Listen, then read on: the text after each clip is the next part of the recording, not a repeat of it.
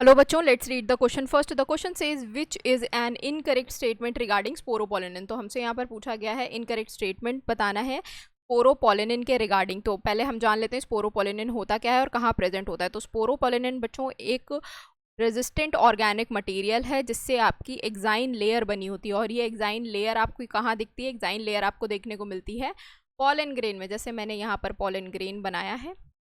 अब ये pollen grain जो है, इसकी ये आउटर लेयर ये क्या है? एक्साइन है, जिसकी जो किसकी बनी हुई है? स्पोरोपोलिनिन की बनी हुई, स्पोरोपोलिनिन की बनी हुई। अब हम स्टेटमेंट देख लेते हैं बच्चों अपने। हमें यहाँ पर पहला जो स्टेटमेंट दिया हुआ है या ऑप्शन दिया हुआ है, वहाँ पे दिया हुआ है no enzyme that can degrade sporopollenin is known so far. तो बच्चों हमसे यहाँ पर बोला गया है कि ऐसा कोई एंजाइम अभी तक नोन नहीं है जो कि डिग्रेड कर सके, किसको? स्पोरोपोलिनिन को डिग्रेड कर सके। तो बच्चों बिल्कुल सही बात है, क्योंकि ये एक रेजिस्टेंट ऑर्गेनिक मटेरियल है जिसे कि कोई ऐसा एंजाइम अभी तक नहीं पता जो डिग्रेड कर पाया हो। तो ये स्टेटमेंट बिल्कुल सही है।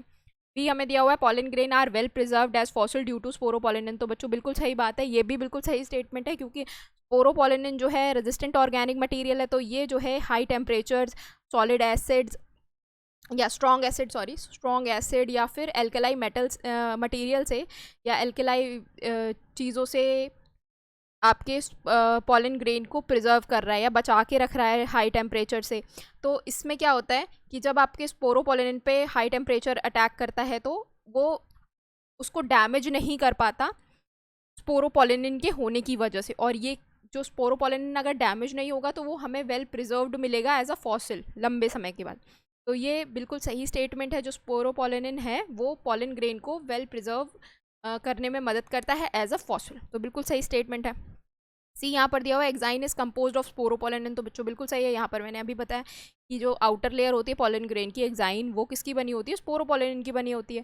डी हमें दिया हुआ है sporopollenin composition is present all over the surface without leaving any area. तो बच्चों ये बिल्कुल गलत है। स्पोरोपोलिनिन का जो कंपोजिशन होता है वो जो है आपके पॉलन ग्रेन पे प्रेजेंट होता है सरफेस पे पूरे।